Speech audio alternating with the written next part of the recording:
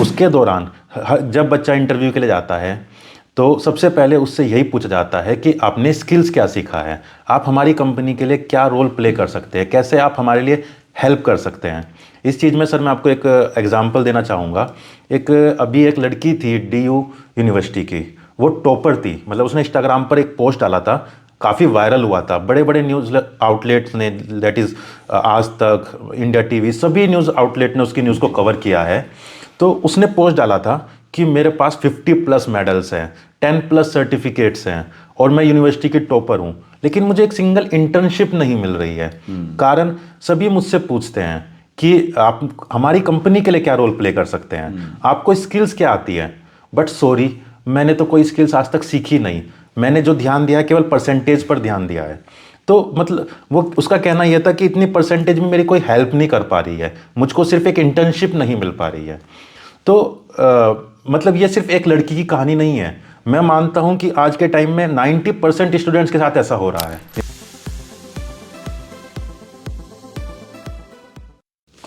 नमस्कार, मैं Parvendra Dahiya inside talks में आज एक ऐसी और शख्सियत से आपको रूबरू कराऊंगा जिन्होंने 10th क्लास से ही पढ़ाई के साथ साथ अपने घर के हालात को देखते हुए उन्होंने एक प्लांट्स में, धागे के प्लांट्स में काम किया और आज उन्होंने अपनी पढ़ाई को मुकाम बनाते हुए आज एक अच्छा इंस्टीट्यूट चला रहे हैं जो लाखों बच्चों का भविष्य वे संवार चुके हैं और संवार रहे हैं, उनको अपने पैरों पर खड़ा कर रहे हैं। करियर काउंसलर के रूम में भी वे गाइडेंस करते हैं बच्चों का और उनको अपने इंस्टीट्यूट पर इस काबिल बनाते हैं। नालंदा इंस्टीट्यूट के नाम से उनका एक मुजफ्फरनगर में इंस्टीट्यूट चलता है। ऐसी शख्सियत हमारे बीच में अंकुर बंसल जी का मैं इस कार्यक्रम में स्वागत करता हूं। तो अंकुर जी, मैं ये जानना चाहूँगा कि आपने पढ़ाई के साथ साथ जैसे क्लास 10th में जॉब की है, एक प्लांट्स में जॉब थे, वो क्यों डिसीजन लिया आपने? धन्यवाद सर। सबसे पहले इनसाइड टॉक्स के दर्शकों को नमस्कार, और सर ने मुझे यहाँ पर बोलने के लिए ये मंच प्रदान किया, इसके लिए सर का भी बहुत बहुत धन्यवाद जी। सर, जैसे सबसे पहले 10th क्लास में जो मैं पढ़ाई कर रहा था, उस दौरान मुझे फ़ील हुआ कि हमारे घर का जो बजट है वो उतना स्ट्रॉन्ग नहीं है। तो उसमें हमें कुछ हेल्प की ज़रूरत है, मेरे फादर को इसमें हेल्प की ज़रूरत है। तो मैंने उसके लिए जॉब करना शुरू किया। एक धागे का फैक्ट्री था जिसमें मैंने काम करना शुरू किया और लगभग मैंने 10 साल सेम जगह पर काम किया है, जिसने मेरी पढ़ाई में और हमारे घर के खर्च में काफ़ी हेल्प की। तो फिर आपने जैसे एजुकेशन B.Tech किया, M.Tech किया और फिर आपने MBA किया, फिर और भी कोर्सेज आपने किए एजुकेशन के साथ साथ में, कैसे डिसीजन लिया कि आपने पहले तो आपने 8 वर्ष जॉब किया, लगभग 8 से 10 वर्ष आपने जॉब किया, फिर कैसे डिसीजन लिया कि मैं क्यों ना एक बच्चों के भविष्य को बनाने के लिए एक इंस्टीट्यूट को रन करूँ? एक्चुअली सर, जब मैं पढ़ रहा था तो मैंने बहुत चैलेंजेस महसूस किए अपनी पढ़ाई के दौरान। वो चैलेंजेस पढ़ाई के पैसे के रिगार्डिंग भी थे, पढ़ाई के रिगार्डिंग भी थे, गाइडेंस के रिगार्डिंग भी थे। और वो सब मैंने महसूस किया कि वो जो स्थितियाँ मेरे साथ हैं, जो प्रॉब्लम्स मेरे साथ हैं, वो आगे भी मैं देखता हूँ कि कई बच्चे फेस कर रहे हैं।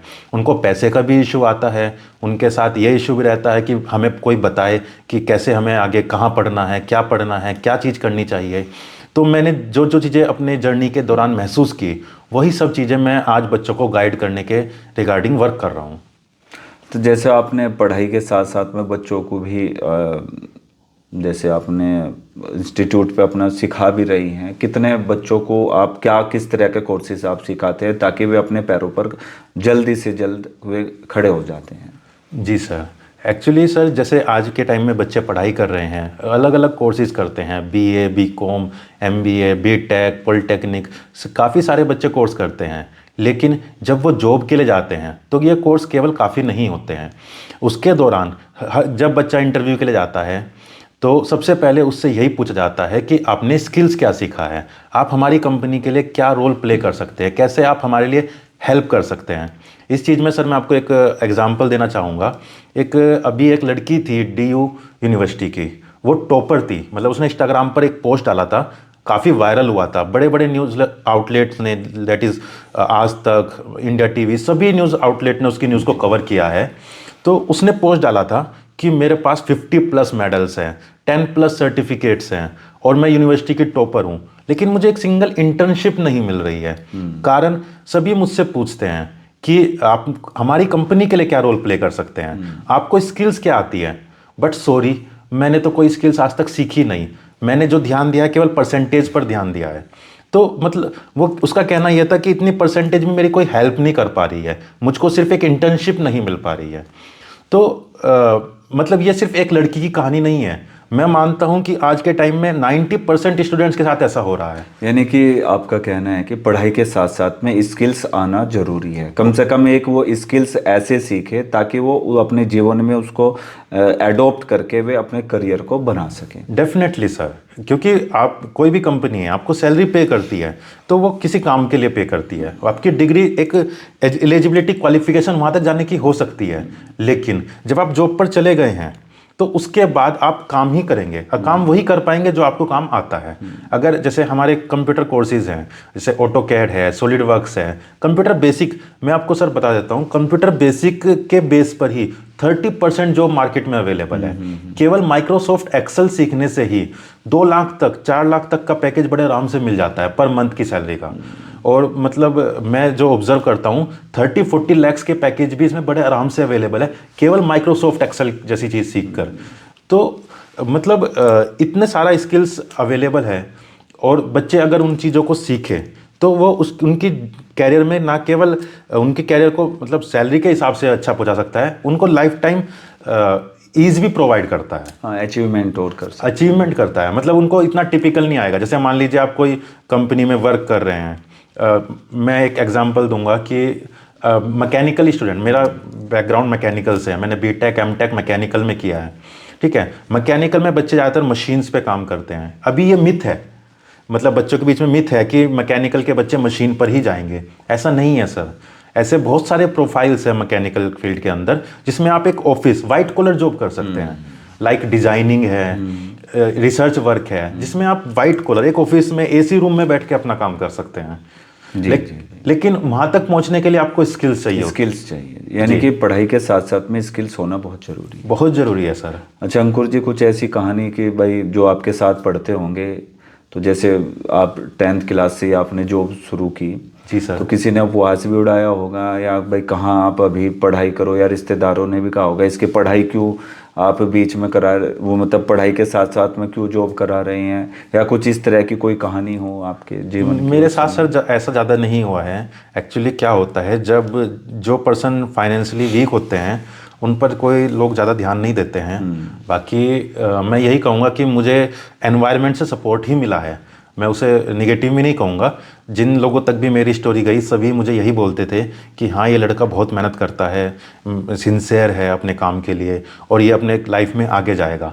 और जिनसे जो बन पड़ता था वो सपोर्ट भी करते थे। मैं इसमें फैमिली से पेरेंट्स ने भी आपको सपोर्ट किया पढ़ाई के साथ साथ में कि जॉब करने के लिए, क्या वे एग्री थे जैसे आपने जॉब शुरू किया? हाँ देखिए, इस मामले में मेरी फैमिली ने मुझे स्टार्टिंग से ही बहुत फ्रीडम दी है और उन्हें मतलब एक ट्रस्ट है कि ये लड़का जो भी कर रहा है वो वेल बीइंग के लिए कर रहा है, अपनी फैमिली के वेल बीइंग के लिए, अपने पर्सनल वेल बीइंग के लिए।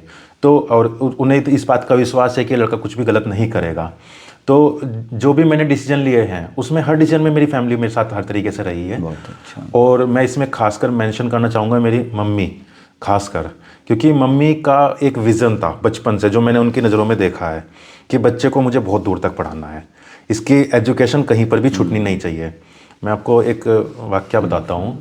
12th के बाद सर मैंने बीएससी कंप्यूटर साइंस में एडमिशन लिया और साथ में मैं जॉब करता था, पर उस टाइम जॉब में ऐसा कुछ ज़्यादा हो गया कि मैं पढ़ाई पर ध्यान नहीं दे पाया। तो वो मेरी पढ़ाई एक तरीके से ड्रॉप हो गई। तो मम्मी उस टाइम बहुत हर्ट हुई थी, उन्हें लगा कि बच्चे की पढ़ाई पैसे की वजह से यहीं पर छूट ना जाए। तो फिर मेरे फ्रेंड्स थे, वो मेरठ से बीटेक कर रहे थे, उन्होंने मुझे सजेस्ट किया कि तुम हमारे कॉलेज से बीटेक कर सकते हो। फिर हमारी फैमिली ने एक स्ट्रॉन्ग डिसीजन लिया कि तब से मेरी सिस्टर ने डिसीजन लिया कि मैं जॉब करूंगी और भाई पढ़ेगा। मतलब एक हमारा इतना त्याग, हाँ, बहन का इतना त्याग, बिल्कुल, मदर का इतना त्याग, हाँ, फादर का इतना त्याग, कि उस टाइम हमने डिसीजन लिया सबने कम्युलेटिव कि आप मेरी सिस्टर अब से जॉब करेगी और मैं पढ़ाई करूंगा। तो उस तरीके से मेरी एजुकेशन हुई है सर। अच्छा, अच्छा, बहुत बहुत अच्छा लगा। अच्छा, अब जैसे आपने नालंदा अपने इंस्टीट्यूट का नाम रखा, वो क्या उसकी कोई कहानी है कुछ इस तरह से? यस सर, एक्चुअली सर मैं हिस्ट्री से बहुत ज़्यादा इंस्पायर हूँ। और नालंदा एक यूनिवर्सिटी जो कि बिहार में सिचुएटेड है, आज भी है, उसकी स्टोरी से मैं काफ़ी ज़्यादा इंस्पायर हूँ। क्योंकि उस एक्चुअली सर मुझे थोड़ा हर्ट होता है कि आज के टाइम में सभी आप देखेंगे बच्चे पढ़ते हैं न्यूटन का प्रिंसिपल, आर्किमिडीज का प्रिंसिपल, ये सब कब डेवलप हुए हैं सर? रिसेंटली 200 ईयर्स में, कोई भी 200 साल से ज़्यादा पुराना नहीं है सर। लेकिन नालंदा यूनिवर्सिटी जो 500-600 साल पहले जलाई गई थी, उसमें उस टाइम पर इतने डॉक्यूमेंट्स थे कि जब उसको जलाया गया, वो 2 मंथ्स तक केवल आग जलती रही थी। केवल 2 मंथ्स तक, मतलब 2 मंथ्स तक केवल आग ही जलती रही थी। तो आप सोचिए उसमें क्या डॉक्यूमेंट नहीं रहा होगा। और उन डॉक्यूमेंट में जब वो यूनिवर्सिटी थी तो इम्पोर्टेंट कितना डिटेल्स रहा होगा। पर वो हमारा सारा जो नॉलेज था, जो हमारे एंशियंट्स ने सारा क्रिएट किया था, मतलब सब एक तरीके से डिस्ट्रॉय कर दिया गया। तो लेकिन मैं चाहता, उस टाइम पर मतलब वर्ल्ड से लोग हमारे देश में पढ़ने आते थे। We are the education hub of the world. मेरा विज़न है सर कि हमारा देश फिर से वो ग्लोरी को हासिल करे। हम उसमें हमारा 1% भी कंट्रीब्यूशन होगा, हमारा कोई परसेंट भी कंट्रीब्यूशन होगा, तो उसकी मुझे बड़ी खुशी होगी। मैं उसी विज़न के साथ काम कर रहा हूँ सर। ये सब बातचीत में आपसे पता लगा कि भाई करियर के बारे में आप बच्चों को गाइडेंस करते हैं, मतलब किस तरह से आप गाइडेंस करते हैं बच्चों को? जी सर। सर देखिए, आज के टाइम में आप भी काफ़ी स्टूडेंट्स से मिले होंगे। सभी स्टूडेंट्स का एक ही कंसर्न मेन रहता है कि हमें किसी ने गाइड नहीं किया, हमें नहीं पता था कि हमें 12th के बाद क्या करना है। और सर मैं खुद भी इंजीनियरिंग कर रहा था, मैंने बहुत बार देखा है सर। मेरे जैसे मैंने खुद मैकेनिकल लिया था, मेरी क्लास में किसी बच्चों को एक्चुअली मतलब ही नहीं पता था कि मैकेनिकल इंजीनियरिंग कर क्यों रहे हैं, सिविल इंजीनियरिंग कर क्यों रहे हैं, इसके बाद जॉब कैसे मिलेगा, कैरियर में किस किस दिशा में काम कर सकता हूँ, या मैं अपनी एजुकेशन कर रहा हूँ, इसके साथ मुझे और क्या करना चाहिए ताकि at the end of my course जब मेरी डिग्री कंप्लीट हो जाएगी तो मुझे कंपनी एकदम से जॉब दे दे। तो वो सब बच्चों को नहीं पता होता है।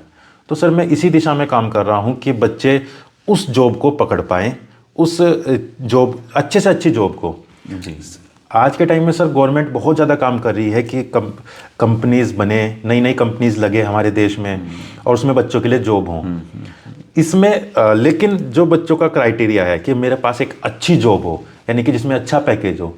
देखिए नॉर्मल जॉब सब बच्चों को अब मिल जा रही है, मैकेनिकल में इस टाइम पर बहुत बूम है, नॉर्मल जॉब सब बच्चों को मिल जा रही है। लेकिन अगर आपको अपनी जॉब में कुछ स्पेशल करना है, आपको एक्स्ट्रा सैलरी चाहिए, थोड़ा सा ईज चाहिए, आसान काम चाहिए, तो आपको उसके लिए पहले से तैयारी करनी होगी, पहले से सीखना पड़ेगा। उसी दिशा में सर हम काम कर रहे हैं। बहुत अच्छा। तो आप जैसे नालंदा इंस्टीट्यूट है आपका है, तो किस तरह से आप बच्चों को तैयार करते हैं कि ताकि वे अपने स्किल्स सीख कर अपने पैरों पर खड़ा हो जाएं?